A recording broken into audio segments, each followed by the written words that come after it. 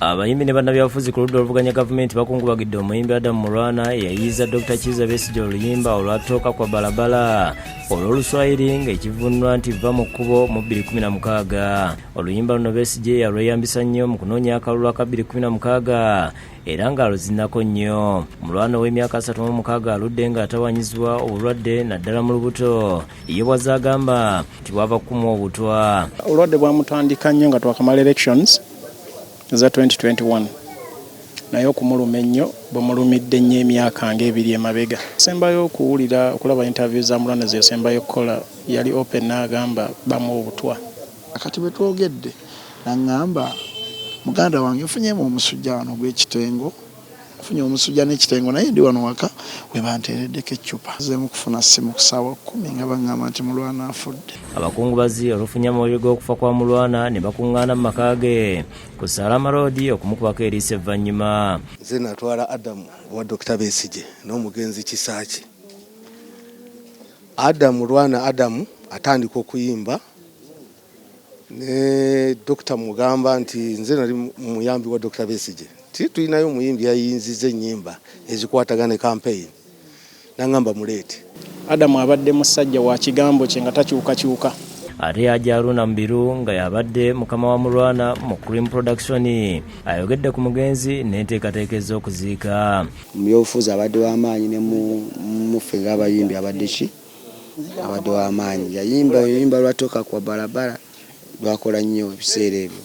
Muganda w'omugenzi naye ayogedde. Nali naye ku lw'omukaaga olwa wiiki eri twalina olumbe lwa mukojja waffe nenjogera naye n'angamba nti nga era ndaba akoze nnyo n'angamba mune ntebereza nti bampa obutwa naye bulabika bo babunuunamu naye kati baŋŋambye ngende mu ddwaliro bankebere oba bayinza okwokera ekinsumbuwa. Omulambo basoose kugutwala mu funeral home okulongoosebwa n'oluvannyuma ne baguleeta ku National Theatre okumukungubagira. Kyokka wano tegujjuddwa mu mmotoka engeri gy'ali omusiraamu nga bataddewo ekifaananyi kye. Moses Okwera ssentebe wa FDC mu Nakawa agambye nti mu kibiina kyabwe bafiiriddwa omuyimbi abadde abagatta nga n'okuyimba abadde ayimba ennyimba ezikwata ku muntu wa wansi.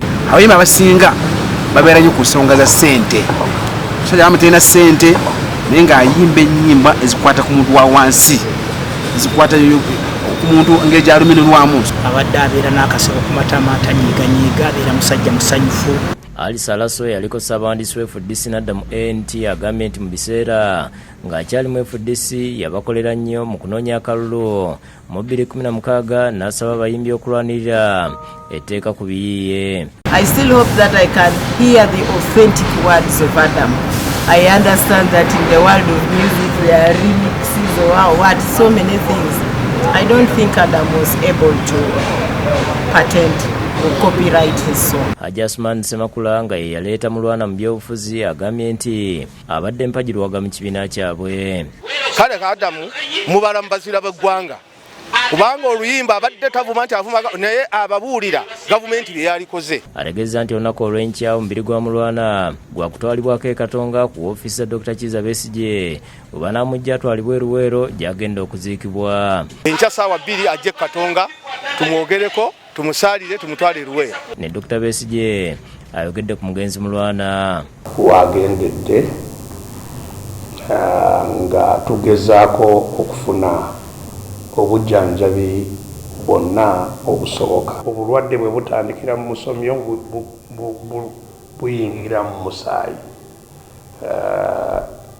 Bwe babadde batunuulidde ennyo n'olwekyo teri abadde asuubidde mu basawo ababadde bamulabirira nti kino kisobola okubaawo. Ogyeko Toka kwa Barabara Mulwana abadde n'ennyimba endala nnyingi. Mary Nambwayo ne David Tamale bakusakidde gwino ku Bukedde TV.